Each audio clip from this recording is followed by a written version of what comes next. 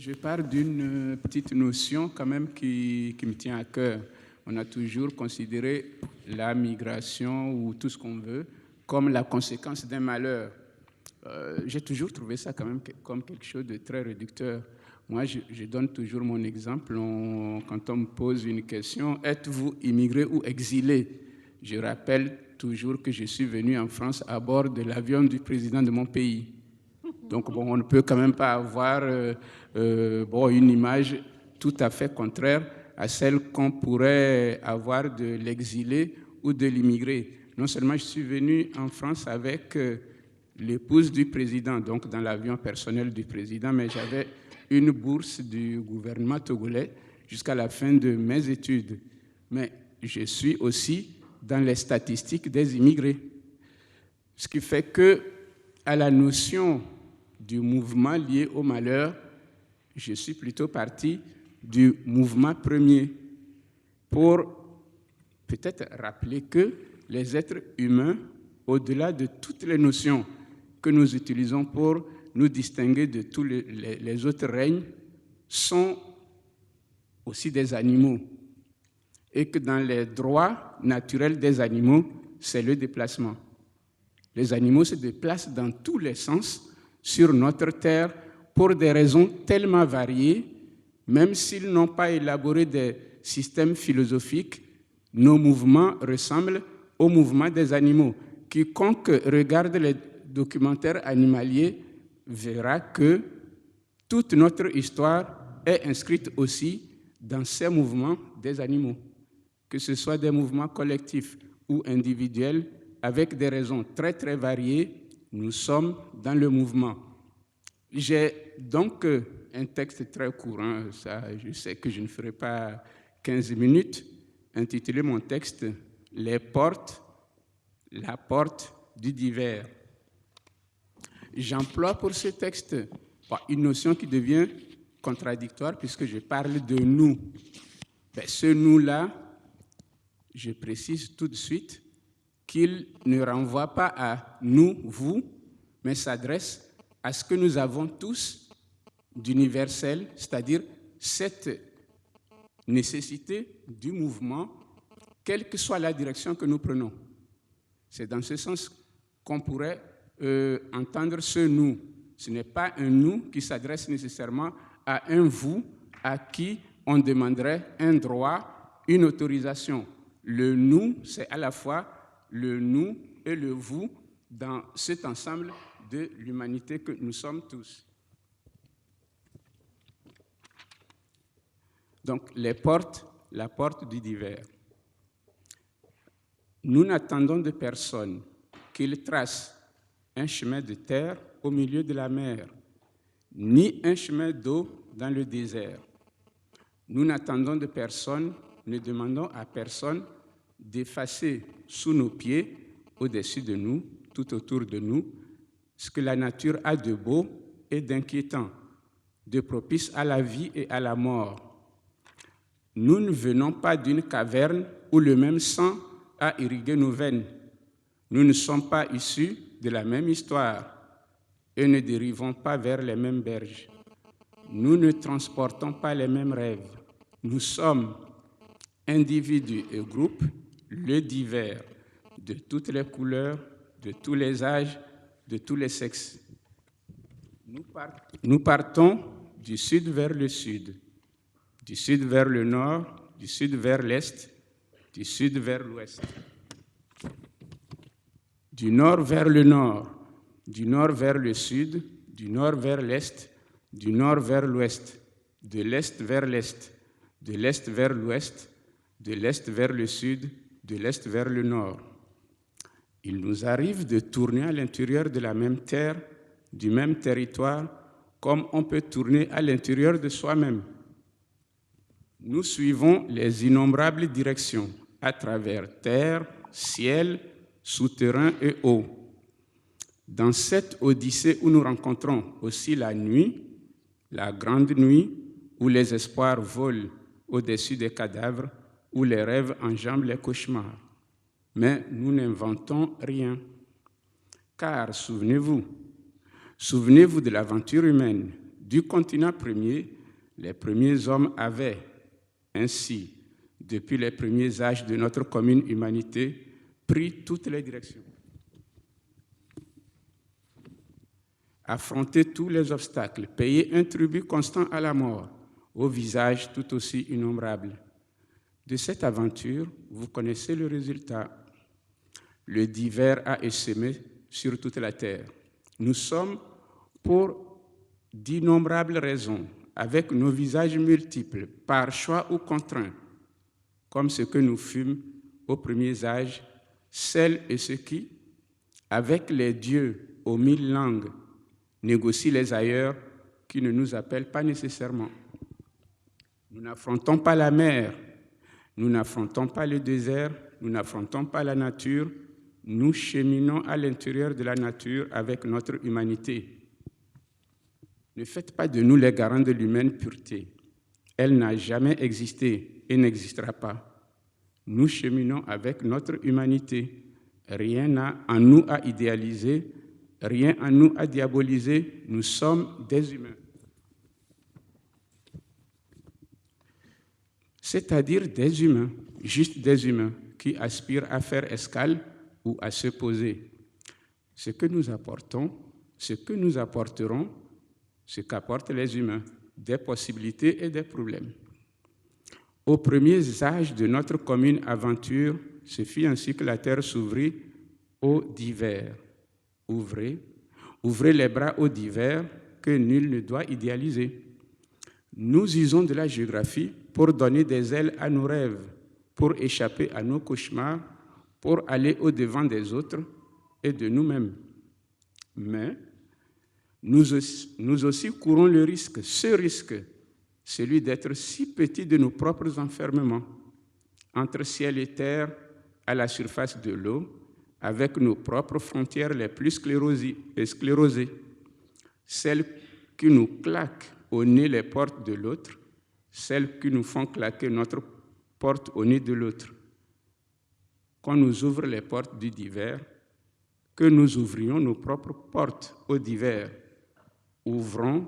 Ouvrez les portes au divers.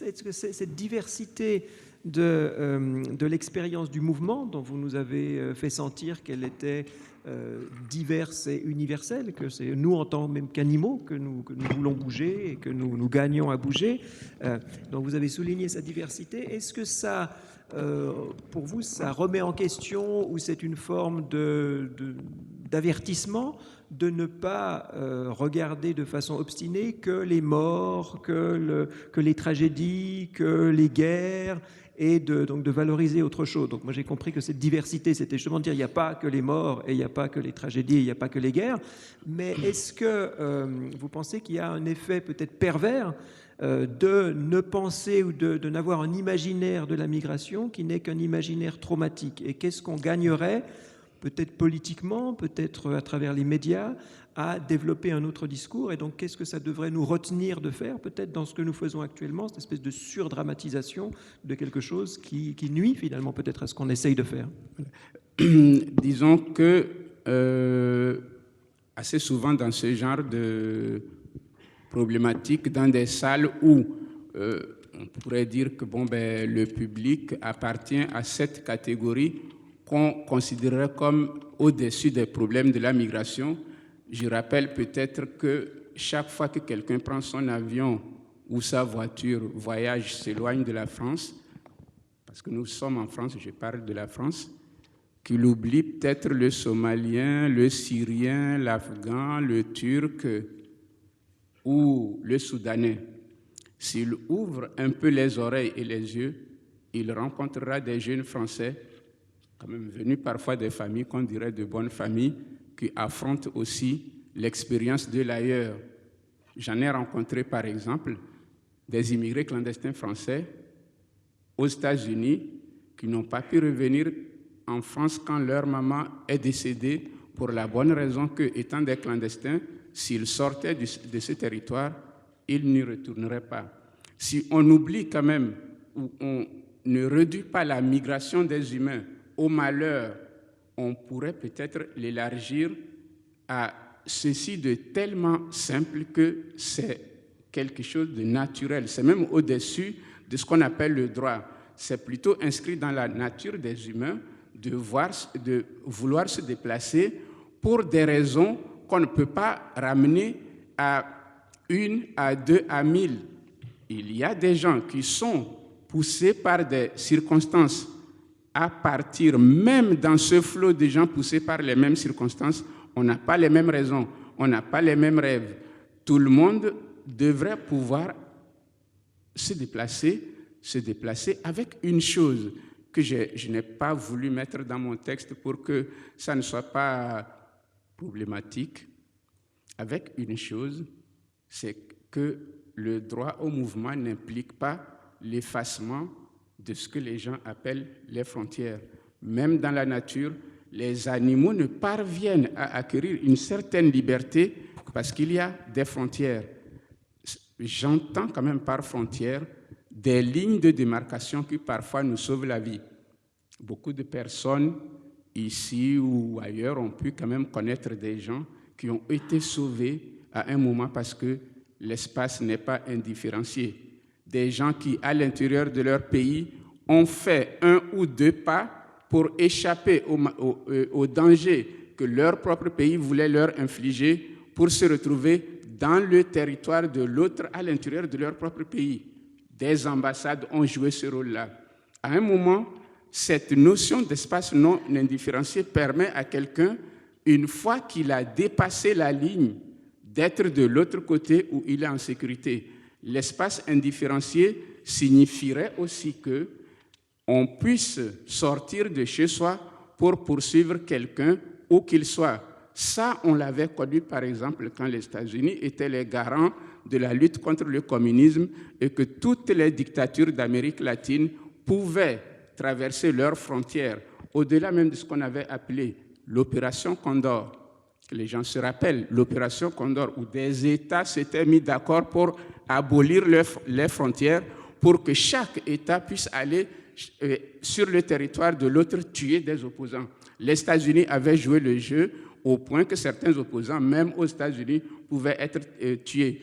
Le droit au mouvement suppose quand même que notre espace soit balisé, mais que dans ces frontières, on puisse avoir cette possibilité de les traverser, puisque c'est inscrit dans la nature, dans notre nature. Je reviens à une chose, ce qui est inscrit dans notre nature suppose aussi que ce n'est pas à un monde où la migration serait sans mort que moi j'appelle. Si j'ai commencé à parler des animaux, je pense que les animaux, quand ils migrent, paient un long tribut, un gros tribut à la mort. Il suffirait peut-être tout simplement de poser une petite question aux gnous. Ils diront à tout le monde combien ils en paient chaque année pour passer d'un espace à l'autre. Merci beaucoup. Et donc ça reprend un petit peu le dialogue qu'on avait ce matin sur la différence entre des frontières et des murs. Oui. Ce n'est pas la même chose des frontières et des murs. On peut reconnaître une utilité, une nécessité aux frontières, tant qu'on les distingue des murs. Et là, il me semble ce que vous dites, c'est qu'il faut que les frontières servent de mur au pouvoir étatique, à savoir qu'on ne puisse pas vous opprimer de l'autre côté de la frontière. En revanche, il faut que les frontières ne soient pas des murs pour les individus qui veulent se déplacer, qui veulent échapper à un danger ou qui poursuivent tout simplement leur élan naturel, leur rêve. Donc là, il y a peut-être un article potentiel pour une constituante migrante qui serait justement de dire ne pas forcément se battre de façon indiscriminée contre les frontières, distinguer frontières et murs, et ensuite poser comme principe que les frontières doivent constituer des murs pour le pouvoir des États et non pour le passage des individus. Ou bien s'il y avait des murs qui s'érigent, que ce ne soient pas des murs aveugles, qu'il y ait des portes dans les murs. Ça, ce serait quand même une autre beauté du monde, qu'il y ait des murs avec des portes. Mais qu'elle ne laisse pas passer les tueurs et les policiers de l'État. On sache qui, à un moment, peut-être, pourrait bénéficier d'une porte provisoirement fermée ou entrebâillée. Ça pourrait être une chose quand même positive. On est en train d'entendre toute une série de choses qui sont effectivement très belles et très importantes. Et on entend se déployer un lexique depuis 2-3 interventions. dans lequel les mots, effectivement, l'attention divers que vous mentionniez, la dignité dont parlait Françoise Vergès tout à l'heure, l'hospitalité.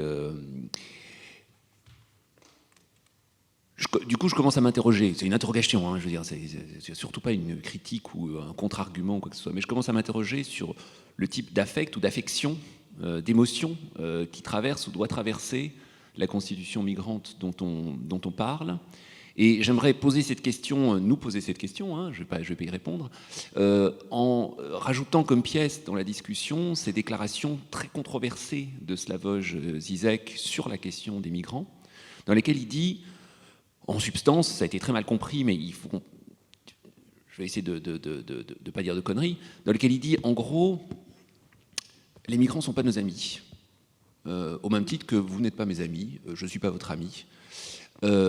La seule condition possible pour qu'il y ait une rencontre, c'est-à-dire pour que l'acceptation du trauma que constitue toute rencontre, passe précisément par autre chose qu'une communauté affective ou affectuelle qui serait, au fond, qui tenterait au lignifiant, pour le dire comme ça, c'est-à-dire le commun, la commune humanité, etc., etc., etc., mais qui passerait, au contraire, par l'acceptation intégrale de lignes de division, de séparation, pour reprendre un mot qu'on a utilisé hier, etc., etc. Voilà. Donc je voulais juste faire cette intervention de biais par rapport aux différentes choses qui ont été dites dans la dernière heure, ne sachant pas très bien moi-même quoi faire de tout ça, hein, bien sûr. Voilà. Oui, mais c'est un peu pour prolonger ce qui vient d'être dit, parce que notamment sur le mot de dignité qui introduit une espèce de vertige dès lors qu'on l'associe à la question de l'hospitalité, c'est-à-dire on comprend bien celui qui a besoin, qu'on ne va pas mettre nu, qu'on ne va pas affamer, lui, on comprend ce que ça veut dire la dignité.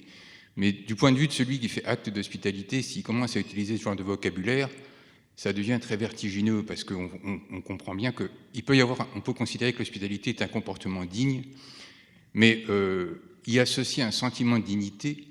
Là, on voit toute la mauvaise foi c'est-à-dire qu'on peut très bien imaginer aussi que, à partir du moment où on fait acte d'hospitalité, on entre dans un cycle de sentiments contraire de honte, parce qu'à un moment, on va s'arrêter, on va accueillir quelqu'un pendant 2 mois chez soi, et puis ça va être, 2 mois, je peux pas, après, j'en peux plus, c'est plus possible, c'est trop compliqué, et donc on a honte d'arrêter de le faire.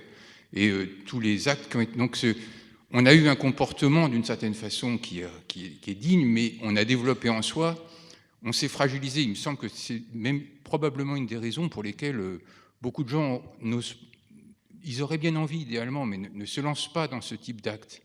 Parce qu'à assumer, c'est entrer dans une espèce de rapport à soi qui est toujours très complexe, et notamment qui fait rentrer des sentiments qui ne sont pas des sentiments de dignité par rapport à soi. Donc, il y a peut-être une distinction à faire. Et bon, l'hospitalité, elle peut être... Je pense que c'est Michel Agier qui disait, voilà, c'est pas une affaire d'État, le droit d'asile, oui, mais pas le droit d'hospitalité, ou pas le... C'est pas tellement une question de droit d'hospitalité, mais comment générer éventuellement un désir d'hospitalité dans une population. Ça peut être le travail d'un État, à condition où les règles d'hospitalité sont fixées par l'État. C'est-à-dire qu'on sait que, voilà...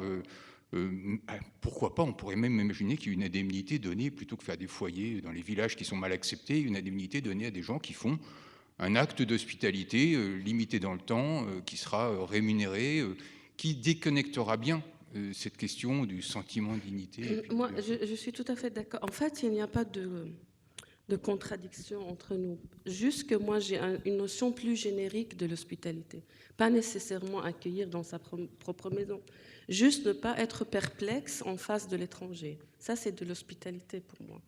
C'est pas ne plus savoir quoi faire de soi-même parce que l'autre, il est étranger, je ne sais pas, qu'est-ce que je peux faire, comment je le regarde, est-ce qu'il va apprécier. Donc, juste être naturel, c'est de l'hospitalité pour moi. Donc, pas nécessairement accueillir, donc, accepter l'autre, en fait, accueillir l'autre. Je ne sais pas si ça devient moins vertigineux ou... Ça va? Okay. Peut-être qu'on peut traduire ça d'ailleurs par un autre énoncé qui serait la Constitution ne sera pas pure. Donc, anticapitaliste et impur. Moi, ça me va. Ouais.